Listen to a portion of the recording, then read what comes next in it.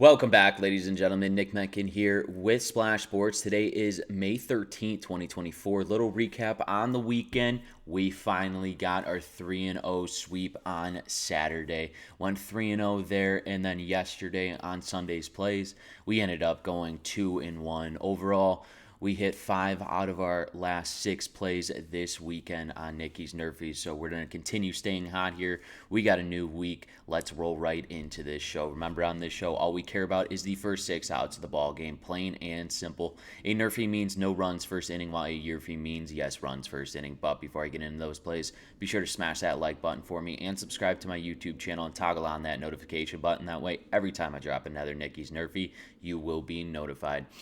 All right, let's take a look at Monday's game. Starting off with game number 1, we got the Toronto Blue Jays taking on the Baltimore Orioles right here. For the Toronto Blue Jays, Burroughs will be on the mound. He's 4-3 this season with 47.1 innings of work, an ERA of 2.85 here, 38 strikeouts, averaging just below a strikeout here per inning. 15 earned runs on the season. He'll be matched up here against Corbin Burns, who struggled in his last couple outings here. He's 3-2 this season, 47.2 innings of work as well, an ERA of 2.83, 47 strikeouts as he is averaging a strikeout here per inning, and 15 earned runs. Like I talked about, Corbin Burns in his last 2 outings resulted in 2 losses here. The last one coming from the Nationals, where he went 6.1 innings of work, 5 hits, and 3 earned runs. Burroughs, on the other hand, in his last 3 starts, has resulted in 3 losses here. His last one against the Philadelphia Phillies, going 3.2 innings of work, 7 hits, and 8 earned runs. I'm going to keep it real simple for you guys. 2 very good pitchers here for the respected teams in the Toronto Blue Jays and this Baltimore Orioles team. You look at what Corbin Burns did last year with that Milwaukee Brewers team. I know he has it in him. He's going to come back and compete. The same with Jose Barrios. At some point, the tables will turn for this guy. He's a very good pitcher, and he fills it up. I think this is going to be a rubber match here, as both starting pitchers are somewhat struggling right here early on in the season. I think they get back on track versus each other here in game number 1. Between the Toronto Blue Jays and the Baltimore Orioles, we're smacking the NRFI. No runs first inning.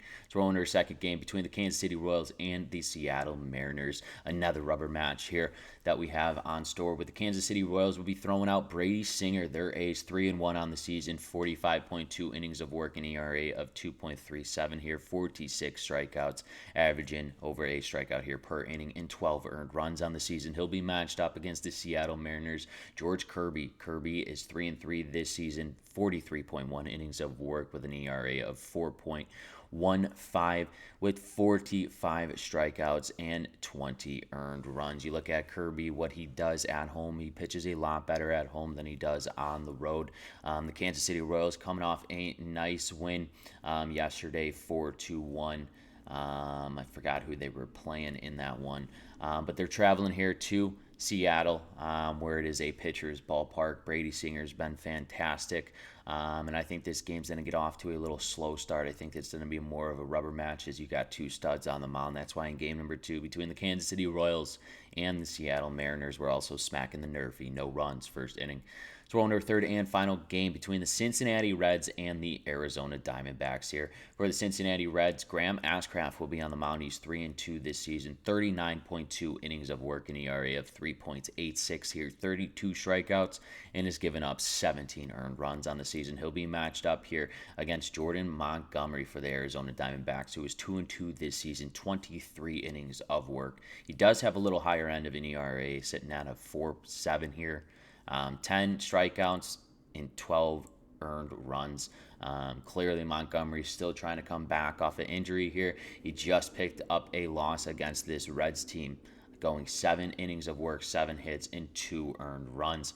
I know that Montgomery's going to have a bounce-back game, especially against this Cincinnati Reds team, who we got the loss in Cincinnati later on last week. I know he'll be coming out ready to go. And then you look at Graham Ashcraft. He did the same exact thing. He got the loss in his last start against the Arizona Diamondbacks, going 5 innings of work, 6 hits, and 3 earned runs against these D-backs. Graham Ashcraft got the loss as well. Both of these pitchers, they want revenge here. Ashcraft for this Cincinnati Reds team is going to come out and I know he's going to fill up the strike zone for these Arizona Diamondbacks batter, and same with Montgomery pitching back at home at Chase Field. I like this spot. I think both pitchers will get out of the first unscathed. That's why in game number 3 between the Cincinnati Reds and the Arizona Diamondbacks, we're also smacking the NRFI. No runs first inning.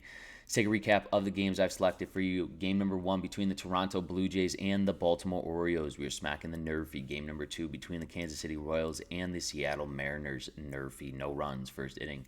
And our third and final game between the Cincinnati Reds and the Arizona Diamondbacks. We're smacking the NRFI. No runs first inning. Once again, ladies and gentlemen, this is Nick Menken with Splash Sports. If you have not done so, smack that like button for me. Helps me out a ton.